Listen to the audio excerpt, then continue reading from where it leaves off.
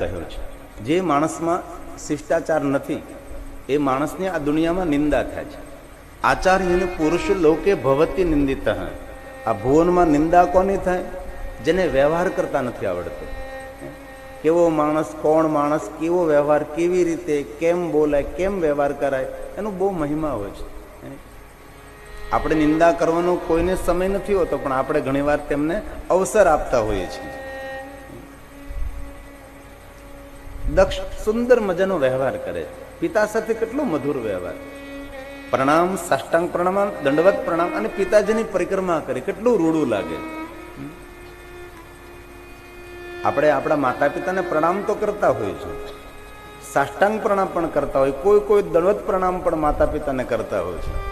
પણ બહુ જૂજ, બહુ ભાગ્ય એવા માણસો છે જેને માતા પિતાની પરિક્રમા કરી હોય. આપણે જાતની સાથે પ્રશ્નોત્તરી કરો, ક્યારે માતા પિતાને પરિક્રમા કરી છે?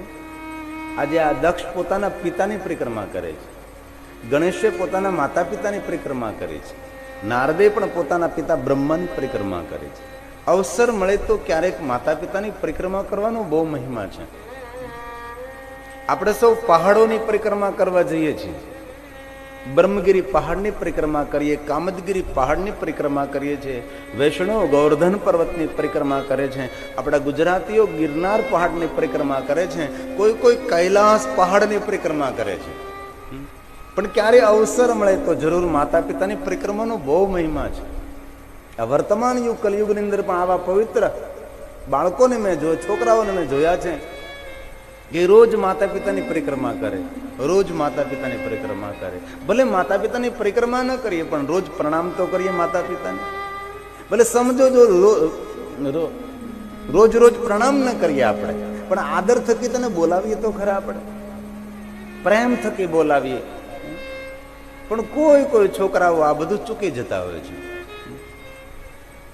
આ પુત્ર દક્ષ પોતાના પિતા બ્રહ્માની સામે સુંદર આદર સાથે સ્વાગત કરે છે. હાથ જોડીને કહે છે, પિતા બ્રહ્મા,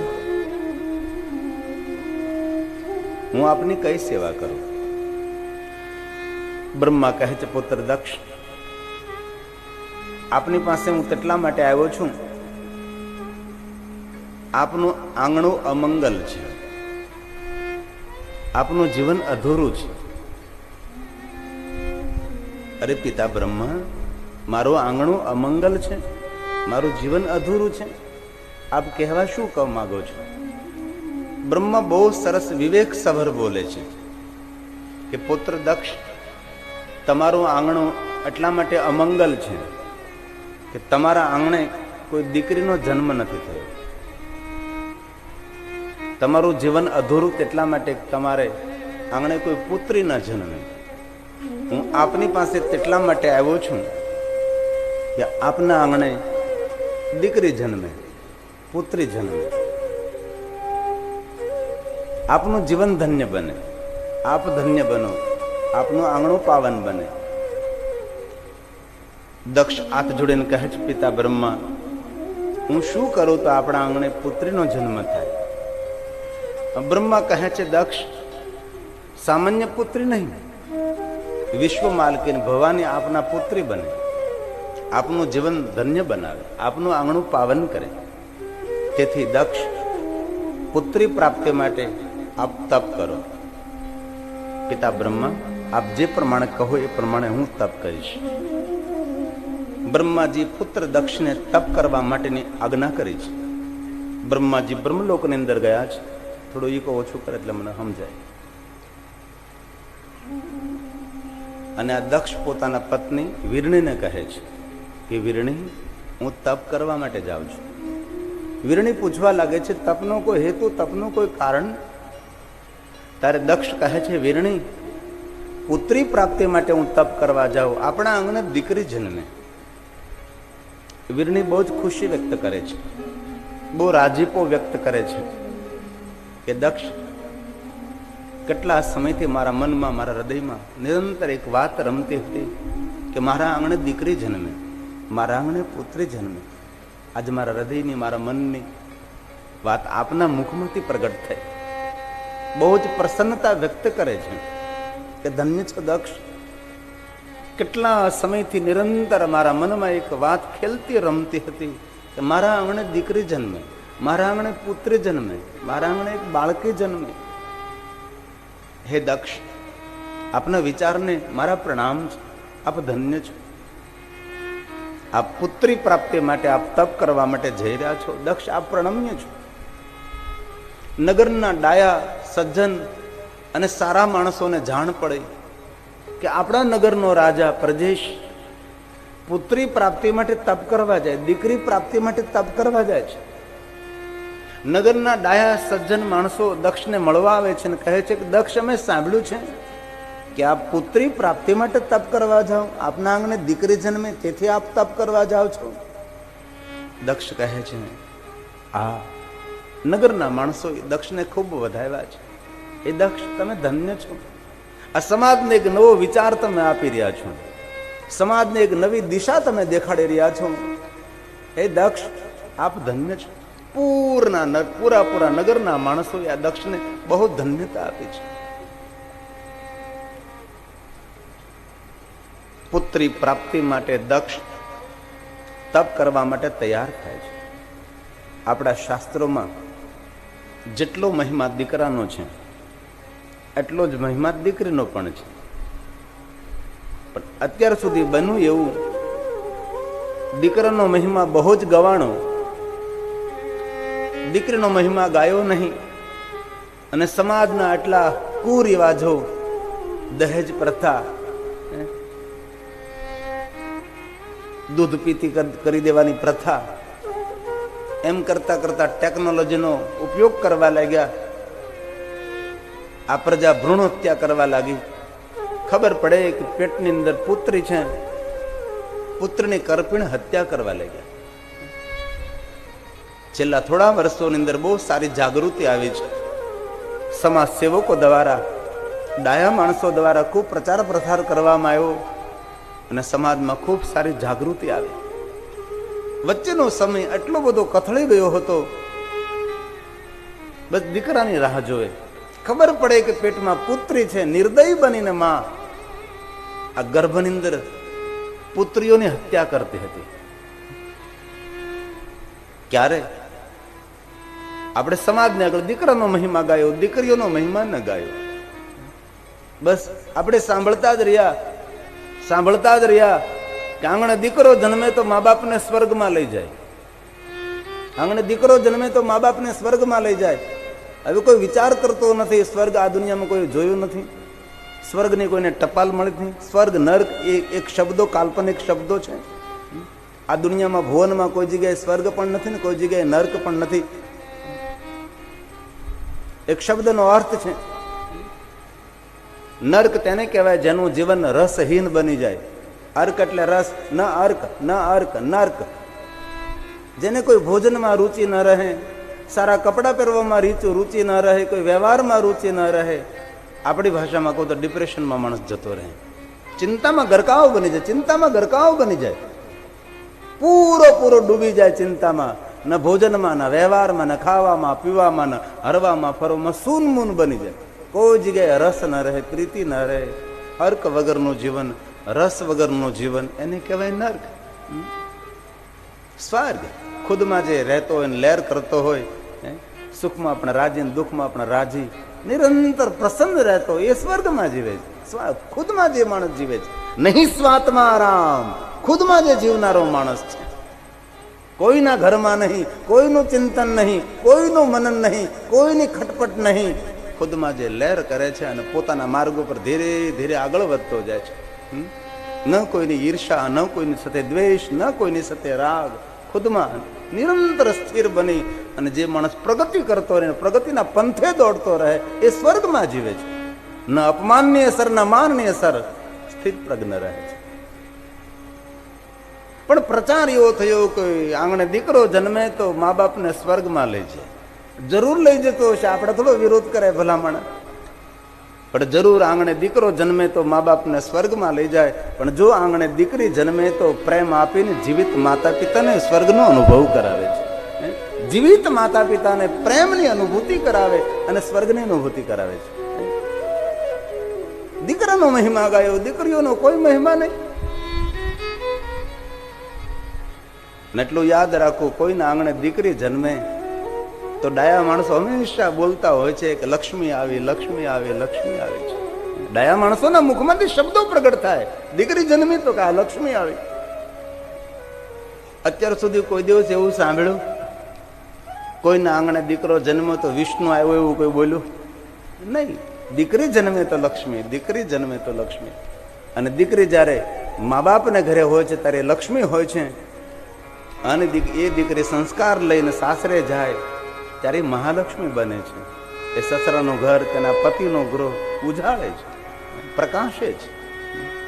પણ જો સંસ્કાર સંપન્ન હોય તો, બાકી તો સંસ્કાર ન હોય તો બાપને ઘરે હોય ત્યારે કાલી અને સાસરે જાય ત્યારે મહાકાલી. ખબર નહીં કેટલાને ખપ્પરમાં લઈ લે. સંસ્કારની મહિમા છે. એવું ન સમજો કે દીકરાનો જ મહિમા. જેટલો જ દીકરાનો મહિમા એટલો જ દીકરીઓનો મહિમા આપણે ઋષિ મુનિઓએ ગાયો છે. જેમના આંગણે દીકરી જન્મે છે તેમના આંગણે તીર્થો નિવાસ કરે છે. જેમના આંગણે દીકરી જન્મે છે તેમના આંગણે દેવતાઓ નિવાસ કરે છે. જેમના કુળમાં પુત્રી જન્મે છે એનું કુળ ઉજ્જવળ કુળ કહેવાય છે. આપણા શાસ્ત્રોમાં દીકરીઓનો બહુ જ મહિમા છે. પરંતુ આપણે કર્યું કેવું કે આપણે પુત્ર વધુ દીકરાને જન્મ આપે તો એ પુત્ર વધુનું એટલું સન્માન થાય, એટલું સ્વાગત થાય. દીકરી જન્મે તો એ પુત્ર વધુનું એટલું બધું સન્માન ન રહે. આ બધું ઊભું આપણે જ કર્યું છે ને, આપણે પાછું સરખું કરવાનું છે ને. તેથી ક્યારેય ભગવાન કૃપા કરીને આંગણે દીકરી જન્મે તો સમજવું કે ઉજળા દિવસો કોઈ સારા દિવસો આવવાના છે, કોઈ પવિત્ર દિવસો. દીકરી પોતાના ભાગ્યનું લઈને આવે છે, અને ધીરે ધીરે દીકરીઓ તરફ આદર વધતો જાય છે. મારા આંગણે દીકરી જન્મે, મારા આંગણે દીકરી જન્મે. ગર્ભમાં રહેલી પુત્રી માન પુકાર કરતી હોય છે, માં મને તો જન્મ આપજે. માં તું પણ એક નારી છે ને હું પણ તારા પેટમાં એક નારી છું. માં તારી માતાએ તને જન્મ ન આપ્યો તો તને જગત જોવા ન મળે. તારી માતાએ તને જન્મ આપ્યો છે તો આ જગત તને જોવા મળ્યું છે. જેવી રીતે તારી માતાએ તને જન્મ આપ્યો છે એવી રીતે માં તું પણ મને જન્મ આપજે. સાંભળમાં, જન્મ લઈને મારે જગતને જોવું નથી.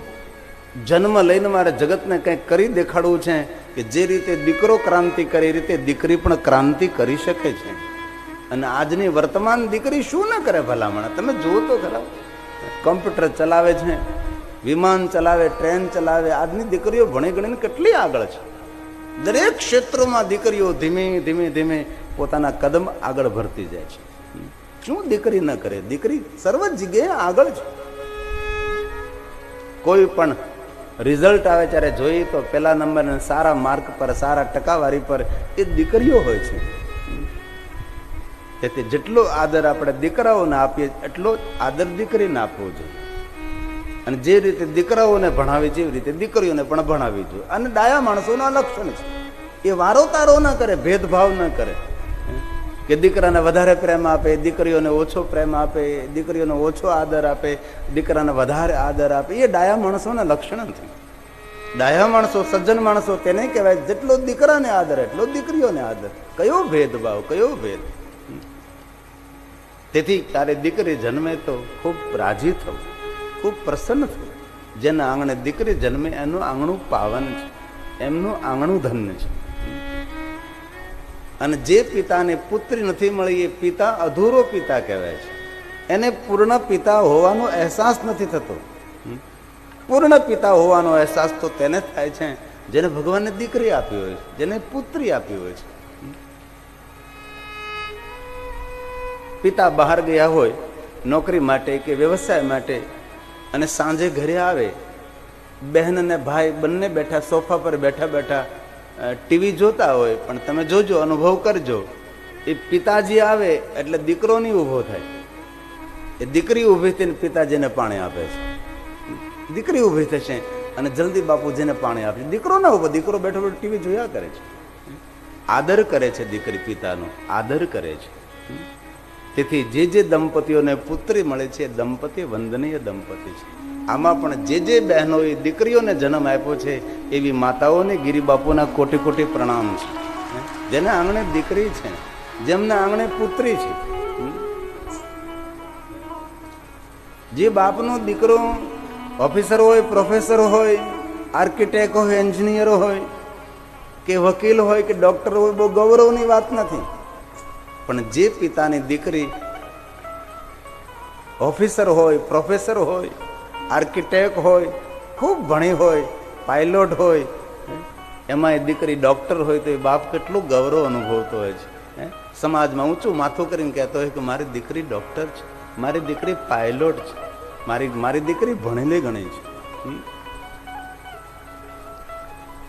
તેથી આપને આંગણે દીકરી હોય તો દીકરીનો ખૂબ આદર કરો. અમારે કચ્છકડવા પાટીદારોમાં તો એક રિવાજ છે, રોજ સાંજે આખો પરિવાર કુટુંબ ભેગું થાય, પછી દીકરીઓને એ પગે લાગવા નથી. દીકરીઓ કોઈ વડીલોને પગે ના લાગે. દીકરીઓનો બહુ આદર કરે કચ્છકડવા પાટીદારો. દીકરાઓ બધા વડીલોને પ્રણામ કરે, પણ દીકરીઓ કોઈને પ્રણામ ન કરે. અને વડીલો બધી દીકરીઓના માથા પર હાથ મૂકે. અને એટલું સુંદર વાતાવરણ રોજ સર્જન થાય, એટલો સુંદર વ્યવહાર. અને જે પિતાને દીકરી મળી હોય, પિતાએ દિવસમાં ફુરસત લઈને દીકરીઓની પાસે બેસવું જોઈએ, વાર્તાલાપ કરવો જોઈએ, મધુર મધુર વાતો કરવી જોઈએ. અને ક્યારેક અનુભવ કરજો, આપના ઘરમાં દીકરી સમજણી હોય અને બાજુમાં બેસીને માથા પર હાથ મૂકીને મીઠા મીઠા શબ્દો બોલજો, એ દીકરીની આંખ ભરાઈ જાય છે. દીકરાના માથા પર હાથ મૂકીને તમે મધુર મધુર બોલો તો દીકરાની આંખ નહીં ભરાય, પણ કરુણાની મૂર્તિ, પ્રેમ ભરેલી મૂર્તિ એ દીકરી છે. ડાહ્યો બાપ દીકરીને ખૂબ પ્રેમ આપે, ડાહ્યો બાપ દીકરીને બહુ જ આદર આપે છે. આ પરિવારની અંદર પણ મને બહુ આનંદ થાય. ભાઈ ઉમેશભાઈ ને 2 દીકરીઓ છે ને, બહુ તાલીઓ વડે વધાવીએ. જેના આંગણે દીકરી હોય કેટલું રૂડું કેટલું લાગે. દીકરીઓથી ઘર દીપે છે, દીકરીઓથી ઘરની શોભા છે. અને બીજી એક સાધુ તરીકેની વિનંતી તો ખરી જ, કારણ કે કથા મંડપમાં અનેક યુવાન દીકરીઓ છે.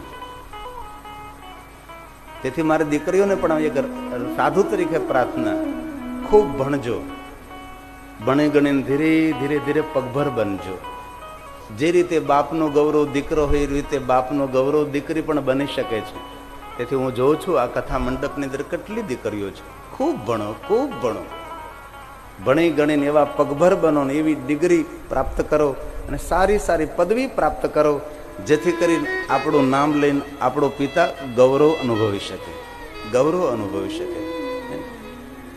અને બીજી એક વાત, જેટલો આદર આપણી દીકરીઓનો આપણે કરીએ છીએ એટલો જ આદર આપણી પુત્રવધુનો પણ કરવો જોઈએ ને. આપણા ઘરે આવેલી પુત્રવધુ એ પણ કોઈ બાપનો પ્રેમ છે, કોઈ બાપના હૃદયનો ધબકાર છે, કોઈ પિતાનો શ્વાસ છે, કોઈ પિતાનો પ્રેમ છે. તમારા આંગણે જે પુત્રવધુ બનીને આવે છે એ પણ કોઈ બાપની દીકરી તો છે ને. જેટલો આદર દીકરીઓનો કરીએ એટલો જ આદર પુત્રવધુનો કરીએ. આ ડાયા માણસોના લક્ષણ છે. તેથી મારી યુવાન બહેનોને મારી ખૂબ પ્રાર્થના છે, ભણી ગણીને ધીરે ધીરે ધીરે કોઈ હુનર, કોઈને કોઈ ઉદ્યોગ, કોઈને કોઈ આવડત આપણે પ્રાપ્ત કરીએ. અને બીજી એક અંગત પ્રાર્થના દરેક યુવાન દીકરીઓને, કે બહુ આમ થોડા શબ્દોમાં મભમમાં બોલું છું, કે મારી દીકરીઓને પ્રાર્થના, યુવાન દીકરીઓને પ્રાર્થના કે પોતપોતાના સમાજમાં રહે એવી એક હૃદયની પ્રાર્થના છે, બહુ હૃદયની પ્રાર્થના. પછી લાંબુ વધારે એમાં હું ન બોલી શકું. પોતપોતાની જ્ઞાતિમાં, પોતપોતાના સમાજમાં રહે, એમાં આપણી સલામતી છે, એમાં આપણી સલામતી છે. આપણા સમાજમાં આપણે હોઈએ તો આપણા મામા, કાકા, માસી, માસા કેટલો મોટો આમ ખીલેલો બગીચો હોય, ખીલેલો બગીચો હોય. પિતાનો પક્ષ હોય, પતિનો પક્ષ હોય, બંને પક્ષોનો પ્રેમ મળે, બંને પક્ષોનું સન્માન મળે, બંને પક્ષોનો સથવારો મળે. એક કુટુંબ વ્યવસ્થા આ ઋષિ મુનિઓની વ્યવસ્થા છે. કોઈ ઊંચ કોઈ નીચ નથી. બ્રાહ્મણ, ક્ષત્રિય, વૈશ્ય, શૂદ્ર, કોઈ ઊંચ કોઈ નીચ એવું નહીં, પણ એક ઋષિ મુનિઓની શ્રેષ્ઠ વ્યવસ્થા છે. એ વ્યવસ્થામાં આપણે રહીએ તો જીવનનો અનેરો એક આનંદ આવે છે. દરેક સમાજની રહેણી કહેણી, ખાણી પીણી અલગ અલગ હોય છે. અરે હું તમને કહું, ભોજનના સ્વાદ અલગ હોય છે. કારણ કે અમે તો લોકો સાધુ એટલે ઘરના ભોજન કરતા હોય, તમે કણબી પટેલને ઘરે ભોજન કરો, બ્રાહ્મણને ઘરે ભોજન કરો, સ્વાદ બદલી જાય, ભોજનના સ્વાદ બદલે છે. અમે તો રોટલા લેવા જઈએ, દરરોજના 25 રોટલા આવે તો 25 રોટલાના શાકના સ્વાદ, રોજ ઊંધિયું. અમારા સાધુઓને રોટલા આવે ને, રોટલો બંધાવે ગામની અંદર કે મારી માં મૃત્યુ પામી તો 1 મહિના માટે હું તમને રોટલો આપીશ, તમે રોજ મારા ઘરે લઈ જજો. અરે 50 રોટલા આવે, અરે 150 રોટલા આવે, 150 શાક, 150 આખા ગામની અંદરથી સૌ નીકળી પડે 10 વાગે રોટલા લેવા માટે સાધુ સમાજની અંદર. તો મેં અનુભવ્યું છે કે ઘરના સ્વાદ અલગ હોય છે, જ્ઞાતિના ભોજનના સ્વાદ અલગ હોય છે, રીત રિવાજ અલગ હોય, રહેણી કેણી અલગ હોય, તેની બોલી અલગ હોય છે. તેથી એક મારી દીકરીઓને પ્રાર્થના છે, આપણા સમાજમાં આપણે એક શોભા હોય છે, આપણા સમાજમાં આપણે એક શોભા હોય છે. તેથી દીકરીઓ થોડી સાવધાન રહે. એક દીકરીએ પોતાના પિતાને એમ કહ્યું કે પિતાજી, આપણા ફળિયાના ખૂણામાં એક છોડ વાવેલો છે, એ છોડને આપણે ફળિયાની વચ્ચે વાવી દઈએ. યુવાન દીકરી પોતાના બાપને કહે, પોતાના પિતાને કહે છે કે પિતાજી, આ જે છોડ છે વૃક્ષનો, એ આપણે એક બાજુ ખૂણામાં વાવ્યો છે, તેના કરતા ત્યાંથી ઉખેડીને આપણે ફળિયામાં વચ્ચે વાવી દઈએ. તો પિતાજીએ શું જવાબ આપ્યો ખબર? કે બેટા, જો જે ખૂણામાં વાવ્યો છે ખૂણાની અંદર છોડ ઉગી ગયો છે, ખીલવા લાગ્યો છે, ધીરે ધીરે નવા પાનો તેને આવવા લાગ્યો છે અને ખૂબ સુંદર ઉગી રહ્યો છે. સાંભળ બેટા, એ ત્યાંથી એ વૃક્ષના છોડને ઉખેડી અને જો આપણે ફળિયાની વચ્ચે વાવીએ તો તેને નવી માટી, નવું વાતાવરણ લાગુ પડે, તેથી તેને ઉગવું અને આગળ વધવું બહુ મુશ્કેલ પડે છે. ત્યારે પેલી દીકરી કહે છે પિતાજી, એ જ કહેવા માંગુ છું, આ વરહનો વાવેલો નાનકડો છોડ, એને જો આપણે જગ્યા બદલતા હોય, તેને જો ઉગવામાં મોટું થવામાં તકલીફ પડતી હોય તો 22 વર્ષથી હું તમારા આંગણે છું. મને કોઈ અજાણ્યા કુટુંબમાં, અજાણ્યા પરિવારની અંદર કેટલી તકલીફ. સહન શક્તિની મૂર્તિ તો દીકરી છે. એક કુળ ને એક પરિવારને છોડી અને બીજાના કુળની અંદર, કોઈ પરિવારની અંદર ધીમે ધીમે સૌની સાથે ભળી જાય છે, ખબર ના પડે, સૌની સાથે પ્રેમપૂર્વક. એ છે દીકરી, એ છે દીકરી. તેથી ભગવાનને ખૂબ પ્રાર્થના કરું છું, આપની દીકરી આપના ઘરે હોય કે આપની દીકરી સાસરે હોય, જ્યાં હોય ત્યાં આપ સૌની પુત્રીઓ ઉપર મારા મહાદેવની કૃપા દ્રષ્ટિ રહે, એવી શંકર ભગવાનને હૃદયપૂર્વકની પ્રાર્થના છે. દીકરી આપણા ઘરે હોય કે પછી સાસરે હોય, અને દરેક પિતાને પ્રાર્થના છે, દીકરી ઘરે હોય ત્યારે આપણી જવાબદારી ઓછી બને, કારણ કે આપણી નજર સામે છે. પરંતુ યાદ રાખજો, દીકરીને જ્યારે સાસરે મોકલાવો છો ને ત્યારે આપણી જવાબદારી વધે છે, કારણ કે એ કોઈના ઘરમાં છે, એ સસરા પક્ષમાં છે. તેથી એની સંભાળ લેવી જોઈએ, એમની સંભાળ લેવી જોઈએ. જેવી રીતે દીકરાની સંભાળ લે છે એવી રીતે દીકરીઓની પણ સંભાળ લેવી જોઈએ. હવે તો ટેકનોલોજીની શોધ થઈ, રોજ ફોન કરી શકો છો, આખા દિવસમાં એકાદી વાર સાસરે ગયેલી દીકરીની સંભાળ લેવો કે બેટા તું મજામાં છે ને, તારો પિતા બોલું છું બેટા. દીકરી એટલી રાજીપો વ્યક્ત કરે, દીકરી એટલી રાજી થાય, મારા બાપુજીનો ફોન આવ્યો તો મારા બાપુજીનો ફોન આવ્યો, મોબાઈલ ફોનનો ઉપયોગ થાય. તેથી દરેક પિતાઓને પ્રાર્થના છે કે દીકરીની સંભાળ લે. દીકરી બાપનો ભાર નથી, દીકરી તો બાપના હૈયાનો હાર છે, દીકરી તો બાપના હૃદયનો ધબકાર છે, દીકરી તો બાપનો શ્વાસ છે, દીકરી તો બાપનો સંપૂર્ણ પ્રેમ છે, એ છે દીકરી.